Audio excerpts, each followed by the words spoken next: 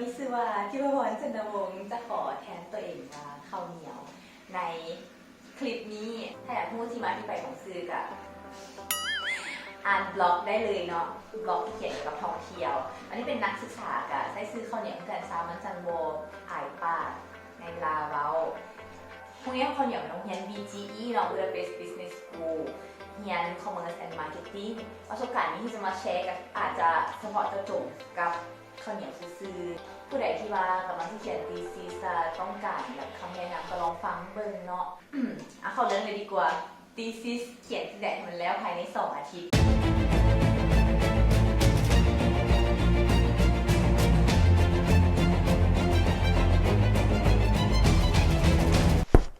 Alright, crisis. Ting is declaring crisis on her nation because I've got a dissertation due next week. It's a 16,000 words thesis. And how many words have I gotten in? 1,500. That's 15,000 in a week. I never thought I could do it, but let go. โรงเรียน BGE นะต้องเขียน thesis 40 หน้าหรือ 80,000 หา 120,000 character reference บรวมมาฮอด2 ทีสุดท้ายที่จะส่งแต่เริ่มแบบเอาเป็นอย่างคือแล้วจะส่งหน้าสินะเขาก็เริ่ม stress เริ่มมีความกดดันมาสิส่งแล้ววะเนาะสิจบวะเนาะสิ So, I have a thesis due in 2 weeks, and I have a plan to get it done in 1 week. Today, I finished 1,250 words because I gotta work in the morning. That's why that's half the page, and now it's a full day of work done for 4 days. มีทริคอันนึงที่ไปเจอสาวนักเรียนอยู่อังกฤษใน YouTube เรามาแนะนำเราสังเกตแต่ละมื้อนะเป็นคำว่าเราเขียนได้จากคำคือตอนทวีตน้องข้าวเหนียวนี่นะพยายามจะเฮ็ดแปลว่าอยากให้มื้อนี้เฮ็ดให้แล้ว chapter 1 chapter 2สิบ่แล้วจักเถื่อเพราะว่า chapter 1นะก่อนจะเขียนแล้วนะมันบ่ได้ง่ายๆละคันยามที่ว่าข้าวเหนียวบ่เห็นความก้าวหน้าก็จะบ่มีกำลังใจเขียนกันเลยทิ่มไปมือ2 มือเหยียบคิดนึงเลยพอสุดท้ายนะแม่นมาเฮ็ดจากตาม JB แล้วบอกว่าเบิ่งตามคำเด้อแต่ละมือให้เขียนได้จากคำแล้วข้าวเหนียวก็มาวางแผนดีๆว่าภายใน2 คลิปนี้นะจะเขียนให้ได้แล้วมื้อนึงจะคำถ้ามื้อนึงเขียน8 ชั่วโมงมันเขียน2 5แล้วครับเพราะว่าข้อมูลทุกอย่างมีครบเลยข้อมูลที่ว่าหา literature review เนาะตอนซัมเมอร์ข้อมูลที่ว่า questionnaire แล้วก็เฮ็ดเป็นกราฟมีหมดแล้วแต่ว่าเขียนบ่ได้ซื่อๆเอาจังซี่มาเขียนรวมกันนะก็เลยใช้เวลา2 อาทิตย์2 อาทิตย์นี้หมายความว่า1 อาทิตย์ใช้เวลาเขียนล้วนๆเลยแล้วหลังจากนั้นนะก็จะมาเฮ็ดกราฟให้งามขึ้นเนี่ยนะจังซี่ Here goes. The cleaning, the proofread, and the graphs will take 4 days. The format and layout will take 2 or 3 days, or 2 days. And then I had to submit online, check for plagiarism, print the hard copy, and then submit the hard copy. Holy shit, I'm writing a book. Oh yeah, and this is for when I can peel off each chapter in my dissertation. As you can see, barely 2 weeks left, and I've only finished the first chapter, which is the introduction. Honestly, I can only say, fighting kiddo. Bye. ทีนี้ว่าเรื่อง structure ของ thesis ซะเนาะ structure ของ thesis เป็นก็ได้หลายคนอาจสนใจอันนี้จะบอกว่ารวมกลุ่มของมหาวิทยาลัยอื่นเดี๋ยวจะว่าแต่มหาวิทยาลัยตัวเองคือ thesis ของมหาวิทยาลัยของเขาเนี่ย BGE นี่เขาจะให้แบ่งเป็นหลักๆแล้วเป็น4 ส่วนจะมี introduction ที่จะว่าเจ้าเขียนเกี่ยวกับหัวข้ออีหยังก็คือ background ในนึงว่าใน field นี้นะมันเป็นเกี่ยวกับอย่างไง introduction 2มาแล้วมัน theory หรือว่า literature review ตัวนี้มันจะต้องไปหาข้อมูล secondary research เขาเรียกว่าข้อมูลที่ว่า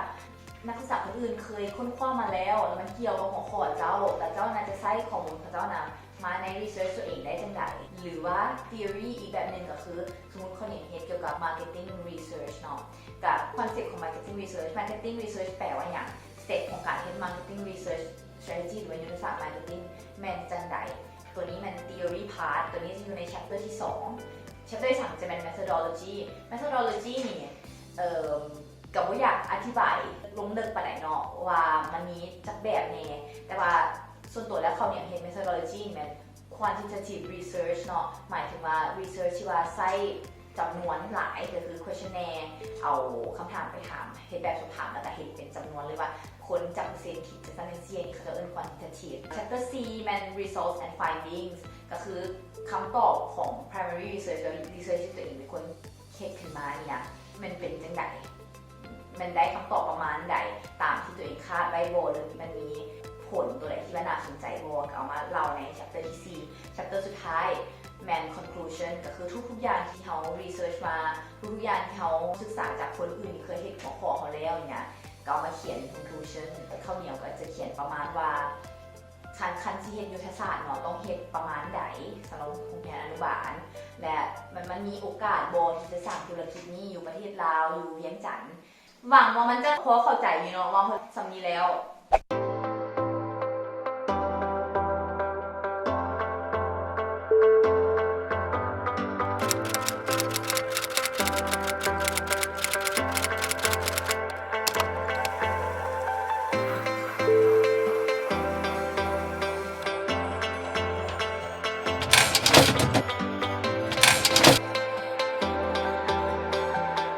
แต่ละเทือนะก็คือแต่ละเทือที่เขียนแล้ว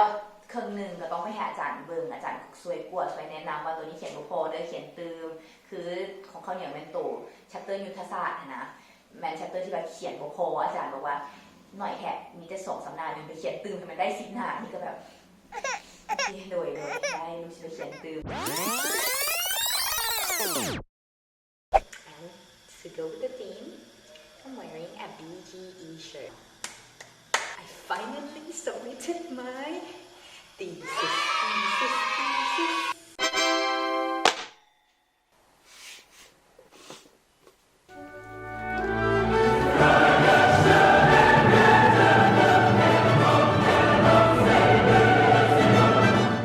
On the 29th of November 2019, me, Thitapon Chatnavong, submitted my thesis. It was in total 18,000 words, 3,000 more than I planned. Yay! Hopefully the content is good. I mean, I put a lot of time on the graphs. I just hope that the professor's grading are visual. อันนี้ย้อนเราได้ซูเปอร์ไวเซอร์ดีเนี่ยเราแนะนำมาในซี่นะก็ได้คะแนนดีตามเราเพราะว่าวันสุดท้ายที่เรากวดมันมีอาจารย์ของเขากวดเนาะแล้วก็มี external advisor 2 คนก็คือ supervisor ของเขาแล้วก็คนนอกคนหนึ่งมากวดนะคะเจ้าทั้ง2 คนจะให้คะแนน distinction ให้ข้าวเหนียวคะแนนดีอันนี้แต่ต้องขอบใจอาจารย์ supervisor ที่มาสอนดีจริงๆแล้วมันเก่าไปแล้วภายใน2 อาทิตย์ก็อันนี้เป็นในระยะเวลาที่เขียนแค่ซื่อแต่ว่าทั้งหมดทั้งมวลเนาะหาชิไลตั้งแต่เริ่มคือหาหัวข้อเลยจนทอดเวลาที่เขียนแล้วจนทรงก็ใช้เวลาประมาณ1 เดือนสุดท้ายนี่เนาะที่ว่ามาทั้งหมดทั้งมวลนี่นะมันเป็นในเชิงของ primary research หลายกว่าคือบางโรงเรียนเนาะถ้าว่าจะยอมทำที่เขาเรียน secondary research ก็หมายถึงว่าเขาก็ต้องไปลงถามเองเขียนแบบสอบถามเองเขาไปซอกข้อมูลของนักศึกษาเก่า thesis เก่าที่คนอื่นเคยคิดมาแล้วเอามารวบรวมเป็น thesis ใหม่ของตัวเองก็ได้แล้วแต่ว่าตัวนี้ข้าวเหนียวแนะนำบ่ได้พวกตัวเองบ่ได้เขียนสไตล์นี้เนาะก็เลยว่าผู้ใดที่ลักษณะที่สถานีก็โชคดีหาข้อมูลทางอื่นเด้อบ๊ายบาย The reason why we're filming here is because it's 12 a.m. and I'm hungry